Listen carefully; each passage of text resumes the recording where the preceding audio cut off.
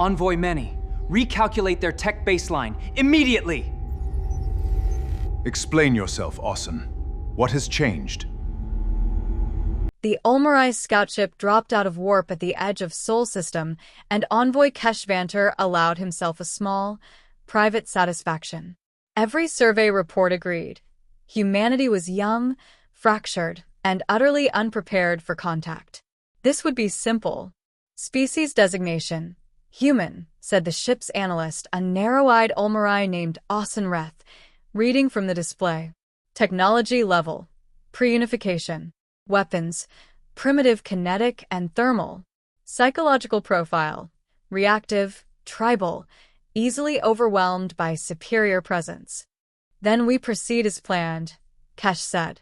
We land, we observe their fear, we catalog their limitations, and we file the recommendation for guardianship status before the week is out. Guardianship status. A polite Ulmirai term for what it actually meant. Humanity would become a protected species, managed from above, its choices made for it by beings who had decided, from orbit, that it could not be trusted with its own future. The scout ship shuttle touched down in a wide field outside a human research outpost in Nevada, exactly where the humans' own scientists had been told to expect it 3 days earlier, a courtesy Kesh found almost quaint. A single woman stood waiting at the perimeter, unarmed, wearing a plain gray jacket, hands loose at her sides. Dr. Naomi Cross, lead xenolinguist for the Joint Human Coalition.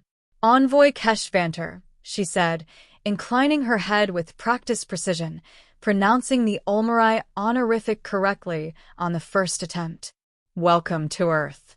We've prepared quarters, translation support, and a briefing for your delegation. Kesh had expected fear, or clumsy aggression, or at minimum the nervous overcompensation his species reports predicted.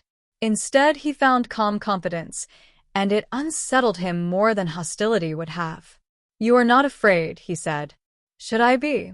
Naomi asked. My analyst believes your species panics under pressure. Your analyst hasn't met very many of us, Naomi said, and gestured toward the outpost. Shall we? Inside, Captain Owen Bellweather waited with the coalition briefing team. No weapons visible, no display of force, just a long table and a data terminal. Kesh noted this with private disdain. Weakness, dressed as hospitality. We've reviewed your ship's approach vector, your hull composition, and your drive signature, Bellweather said, sliding a data slate across the table. We'd like to discuss terms of engagement before anything else, specifically, what you intend to propose regarding our system's sovereignty. Kesh's mandibles paused mid-motion. No human world government had ever detected an Ulmirai drive signature before first contact was formally announced. It was, by every metric his species used, impossible. You've been tracking us, Kesh said slowly. Since your scout ship crossed the Orc cloud 11 days ago, Naomi said.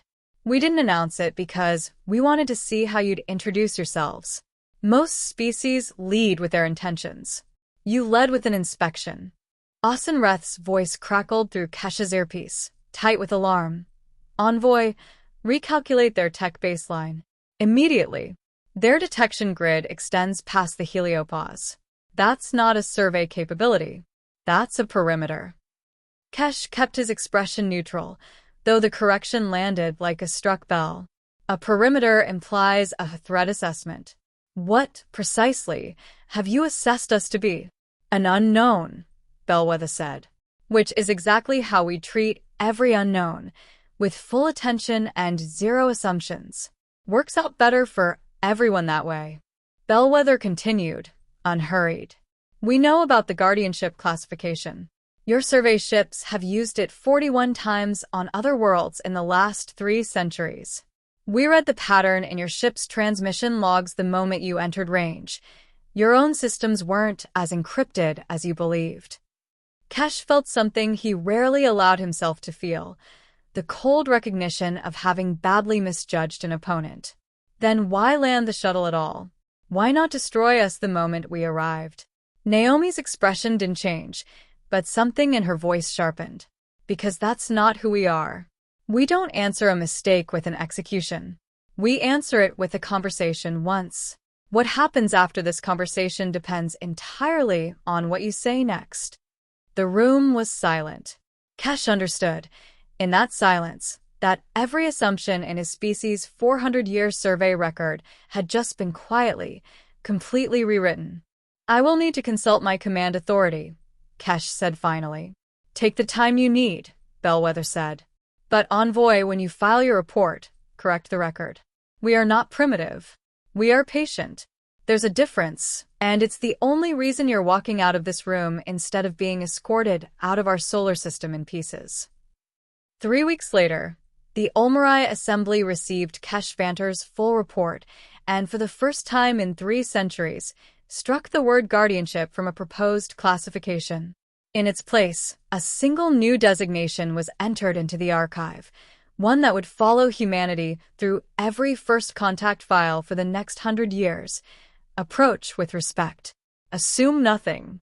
Kesh never forgot the moment he understood it himself. Not fear that had stopped him, and not weapons. It was the quiet, absolute certainty of a species that had already seen him coming, and chosen restraint anyway. Reth asked him once, years later, aboard a different ship on a different border, what he would have done differently if given the chance to relive that first meeting. "Nothing," Kesh said. "I would land in that field exactly as I did, unarmed and certain of my own superiority, because that is the only way to learn the lesson properly. You cannot be taught humility from a safe distance. You have to walk into the room and discover, all at once, that the balance of power was never what you assumed." He filed no further recommendations on humanity after that. There was nothing left to recommend. There was only the record, and the record spoke for itself.